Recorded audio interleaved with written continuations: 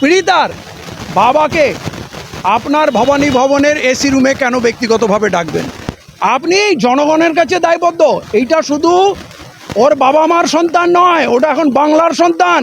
হিন্দু মুসলমান 10 কোটি মানুষের প্রতিটা হৃস্পন্দন এখন জড়িয়ে আছে। একটাই কথা, অপরাধীর শাস্তি চাই, অপরাধীর শাস্তি চাই। তাহলে আপনি কথা বললে পুরো পশ্চিমবাংলার মানুষকে আশ্বস্ত করুন। আপনি তার ডেকে কোন ডিমান্ড আপনি পুরো করবেন? বলছেন উনি যা বলবেন আমি সেই শাস্তি দেবো।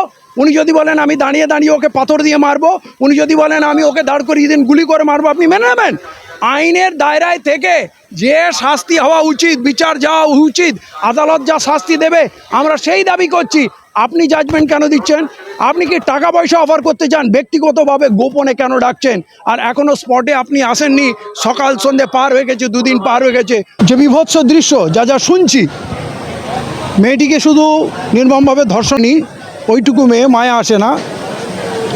তার চোখ উপড়ে নিয়েছে, জিভ কেটে নিয়েছে, তার শরীর থেকে মাংস খুবলে খুবলে নিয়েছে এবং তারপরে তারা প্লাস্টিকের বস্তায় বেঁধে পানির মধ্যে ডুবিয়ে হত্যা করেছে। পুলিশ যদি প্রথম ডাকে সাড়া দিত, সন্ধ্যেবেলা যখন থেকে খোঁজা হচ্ছে, তাহলে হয়তো ওই মেয়েটাকে আমরা জীবস্থ অবস্থায় বাড়িতে পেতাম, ফিরে আসতো। কিন্তু পুলিশের গাফিলতিতে এটা হলো না এবং ধরে আনার পরেও পুলিশ ছেড়ে দেওয়া হলো। এখন মুখ্যমন্ত্রী আজকে যে কথা বললেন, শুভেন্দুবাবু যে কথা বললেন, খুব হতাশ করলো আমাকে। তিনি বললেন 4টে কেস হবে। একটা কেস বললেন যেটা প্রথম, যেটা ধর্ষণের কেস, এইটা আমি কিছু বলবো না, এটা পুলিশ দেখবে। মানে ওইটা উনি কিছু বলবেন না, ওইটা ওনার পুলিশ মন্ত্রীর অতটা দায়িত্বে পড়ে না। কিন্তু পরের 3টে যে কেস হবে, যারা আন্দোলনকারী, যারা নাকি রেল লাইন উপড়েছে, আমি জানি না কোন জায়গায় রেল লাইন উপড়ে গেছে, উনি মুখ্যমন্ত্রী সত্যি বলছেন কি না একে তদন্ত করতে হবে। রেল লাইন কে উপড়েছে?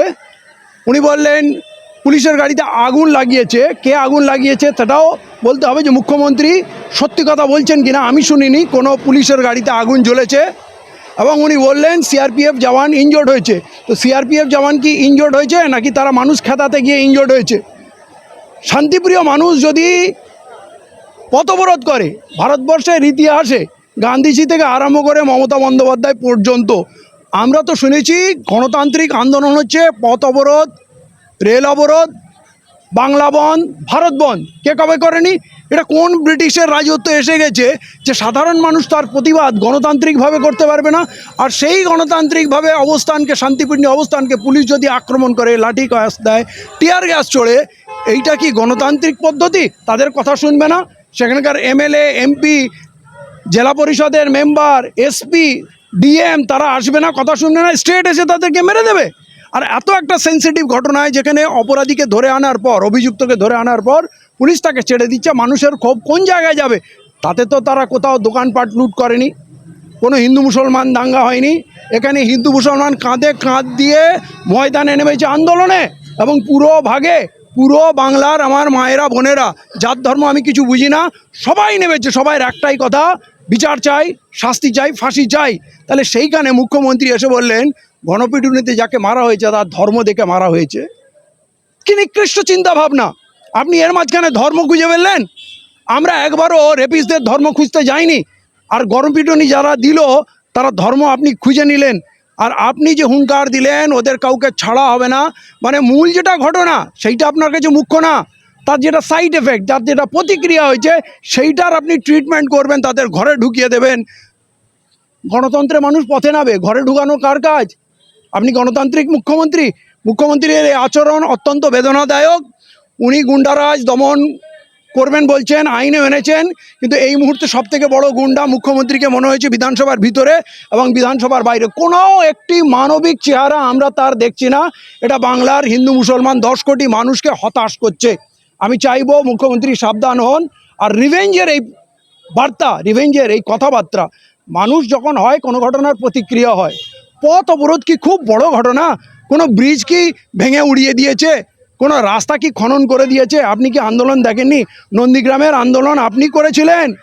পুলিশের কাপড় পরে গুলি চালানো, সেখানে আগুন লাগানো, নন্দীগ্রামের আন্দোলন আপনি ভুলে গেলেন? আপনি তো মাস্টার মাইন্ড ছিলেন। তাহলে কাল যারা এখানে আন্দোলন করতে শিখিয়েছে তারা এখানে এসে বলছে আন্দোলন করতে দেব না। আমি অগ্নিমিত্রা পলকে বলবো, আপনি নারী সুরক্ষার দপ্তরের দায়িত্বে আছেন, আপনাকে এখনও এখানে দেখা যায়নি। মুখ্যমন্ত্রীও এখন এখানে আসার সুযোগ পাননি, সকালে ধরবো বিকালে খরচা করে দেবো, এই কথাটা কিন্তু জবান খরচি হয়ে রয়ে গেল, মানে যাকে বলে জুমলাবাজি হয়ে রয়ে গেল। আপনি পীড়িতার বাবাকে আপনার ভবানী ভবনের এসি রুমে কেন ব্যক্তিগতভাবে ডাকবেন? আপনি জনগণের কাছে দায়বদ্ধ। এইটা শুধু ওর বাবা মার সন্তান নয়, ওটা এখন বাংলার সন্তান। হিন্দু মুসলমান 10 কোটি মানুষের প্রতিটা হৃস্পন্দন এখন জড়িয়ে আছে। একটাই কথা, অপরাধীর শাস্তি চাই, অপরাধীর শাস্তি চাই। তাহলে আপনি কথা বললে পুরো পশ্চিমবাংলার মানুষকে আশ্বস্ত করুন। আপনি তার ডেকে কোন ডিমান্ড আপনি পুরো করবেন? বলছেন উনি যা বলবেন আমি সেই শাস্তি দেবো। উনি যদি বলেন আমি দাঁড়িয়ে দাঁড়িয়ে ওকে পাথর দিয়ে মারবো, উনি যদি বলেন আমি ওকে দাঁড় করিয়ে দিন গুলি করে মারবো, আপনি মেনে নেবেন? আইনের দায়রায় থেকে যে শাস্তি হওয়া উচিত, বিচার যাওয়া উচিত, আদালত যা শাস্তি দেবে আমরা সেই দাবি করছি। আপনি জাজমেন্ট কেন দিচ্ছেন? আপনি কি টাকা পয়সা অফার করতে চান? ব্যক্তিগতভাবে গোপনে কেন ডাকছেন? আর এখনও স্পটে আপনি আসেননি, সকাল সন্ধে পার হয়ে গেছে, 2 দিন পার হয়ে গেছে। অতএব মুখ্যমন্ত্রীকে বলবো এর মাঝখানে রাজনীতি আনবেন না, ধর্ম আনবেন না। আর সমস্ত রাজনৈতিক দলকে আমি বলছি, বিশেষ করে লাল ঝান্ডাধারীদের বলছি, যেখানে ইচ্ছা যা ইচ্ছা করুন, কোথাও ঝান্ডা বার করবেন না। এর মাঝখানে দল আনবেন না, রাজনীতি আনবেন না। আপনারা কোন থানা ধরাও করবেন, কোন ভিডিও ঘেরাও করবেন, পথ অবরোধ করবেন, সমস্ত রাজনৈতিক দলকে বলছি, লাল ঝান্ডাওয়ালারা থানা ঘেরাও করেছে, তাই বলছি এটা নিয়ে রাজনীতি রুটি শেখবেন না। এটা একেবারে মানবিক ব্যাপার। পশ্চিমবাংলার মানুষ কেউ চায় না এই ঘটনা রিপিট হোক। হিন্দু মুসলমানের মধ্যে আসবে না, রাজনীতি এর মধ্যে আসবে না। মানবিকতা বাঁচুক এবং ন্যায় বিচার প্রতিষ্ঠিত হোক, এবং সেই কাজ আমরা গণতান্ত্রিক আন্দোলনের মাধ্যমে, এবং এখানে বলবো উত্তেজনা ছড়াবেন না, জেলায় জেলায় আন্দোলন গড়ে কুটুন। পুরো পশ্চিমবাংলার মানুষ তো এখানে আসবে না, সূর্যপুরে নিশ্চয়ই আসতে পারবেন। আপনার জেলায় জেলায় আন্দোলন গড়ে তুলুন, সেখানে ধর্ণা অবস্থান করুন, সেখানে থানায় ডেপুটেশন দিন, ডিএম এসপিকে ডেপুটেশন দিন, এবং এইটাকে জনগণের আওয়াজ করে তুলুন। এসছি, আমার বুকে এত পাঠা নেই, এত সাহস নেই ওই বাচ্চার মা বাবার সামনে দাঁড়াবো। আমি সেই ভাষা জানি না, তাদের কি ভাষায় সান্ত্বনা দিতে হয়। বিবেকের তাড়না এলাম, নির্লজ্জের মতো তাদের সামনে গিয়ে কিছুক্ষণ বসলাম, সময় কাটালাম, কিন্তু সত্যি কথা বলতে কি মাথা হ্যাট হয়ে যায়। আমরা তাদের জন্য কিছুই করতে পারিনি এখনও, আগামী দিনে কি করব পারি জানি না। মানবিকতার, হৃদয়ের বেদনার তাড়ায় এখানে এসছি, যাতে নিজেকে নিজে বলতে পারি হ্যাঁ আমিও তো গেছিলাম।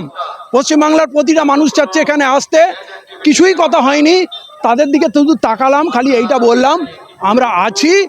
এরপর হয়তো ভিড় কমে যাবে, আইনি সাহায্য লাগবে, লড়াই অনেক দীর্ঘ চলবে, আর অনেকে এখানে ঢুকবে গুলিয়ে দিতে, অন্য ধরনের ঘটনা ঘটিয়ে মূল কেসটাকে ঘুরিয়ে দিতে। তার থেকে সাবধান থাকবেন, কারো প্ররোচনায় পা দেবেন না, এইটুকু বলে আমি চলে এলাম।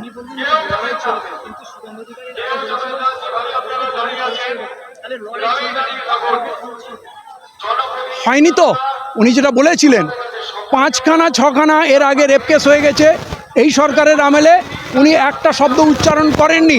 আজ এইখানে মানুষ উত্তাল হয়েছে বলে উনি ফোন করছেন, কথা বলছেন, না হলে এখানেও ফোন করতেন না। অতএব লড়াই করতে হবে, লড়াই করেই অধিকার আদায় করে নিতে হবে, এইটা আপনারা বুঝতে পারছেন, এবং সেই লড়াই আপনারাও শরিক আছেন, যে জনগণের আওয়াজ পুরো বাংলা, পুরো ভারতবর্ষে আপনারা পৌঁছে দিচ্ছেন।